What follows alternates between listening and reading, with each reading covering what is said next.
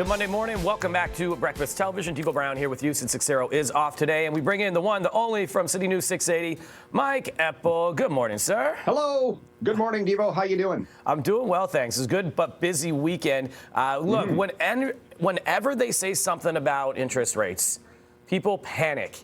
And I met a lot of young people over the weekend, between like 25 to 30 at an event I was at, and they're scared they can't get into the housing market. You know, this is a real fear that they have. What is going on? What's the latest that we're hearing? Or if they're already in, their borrowing costs have gone up a lot over the past year, right? Because the Bank of Canada has raised rates 8 times. The overnight lending rate is up to 4.5%. We'll have another decision on interest rates on Wednesday of this week. And this meeting for the Bank of Canada is basically a placeholder meeting, kind of to see where we are right now with the economy. The central bank in the last rate increase a month ago said, okay, we've raised rates, trying to slow things down. Inflation seems to be coming down a little bit, but is it? Where are we at? So they're going to take a wait and see this meeting. Next month, all bets are off. Couldn't tell you if they're going to raise rates again then or not. What a larger problem maybe, Devo, is what's happening in the United States and the influence that economy could have on our borrowing costs, because the U.S. is still growing very strongly. Its inflation is quite a bit higher, actually, than what we're seeing here in Canada. And if the U.S. central bank raises rates again, as they're expected to, that could pose more problems for our Bank of Canada just to keep pace. So we'll be getting the spillover effect of what's happening in the United States. So right now, interest rates are going to hold steady. Going into the spring, and the real estate market could be a different scenario. It literally is month to month with that, man. That is frightening for a lot of people, right? Like you said, those borrowing costs. And also the reset. Don't discount the reset, because all of these previous mortgages are coming due. Variable rates have adjusted dramatically. So that's the next effect of all of this, as people see much higher borrowing costs on things they've already bought in the housing market. Right. That's going to have a spillover effect over the next several months. Oof. All right. This was kind of interesting to me over the weekend, because is it going to happen? Is it not going to happen? The CN rail strike, and it looks like it is now going to happen.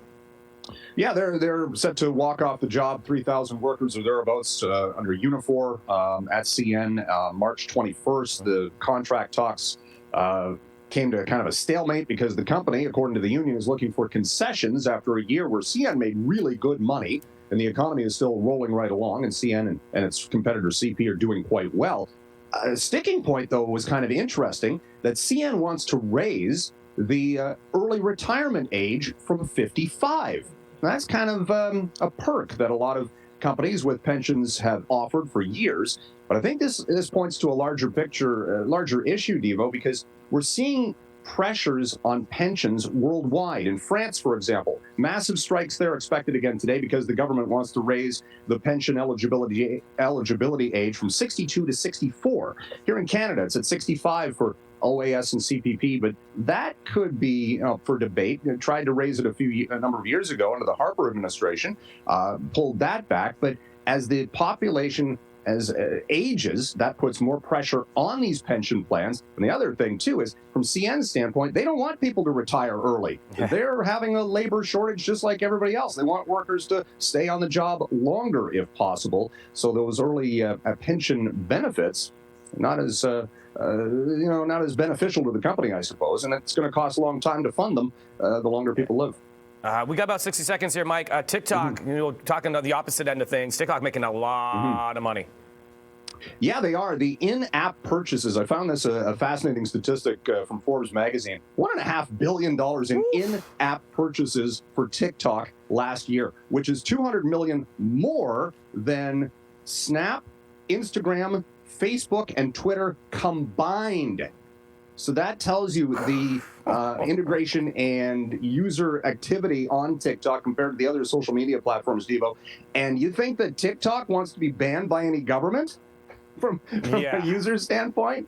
Yeah, not so much. So they're pretty in tune with what's going on at the legislative level. Of course, the federal government here in the United States has no TikTok on government devices. But could you imagine if they put that on just consumer devices where you can't get onto TikTok, and the damage, the hit to the bottom line, ByteDance of China would see because of that. They'd be done, man. And I don't know anybody that personally that has bought things in app on TikTok. It's amazing. You never click on the banner ads. And yet, no, the numbers point something else. I mean, that's the influencer world, I think. Right? That is completely 1.5 billion. Mike Eppel, thank you so much, sir. Thank you. Have a great day. We'll see you tomorrow.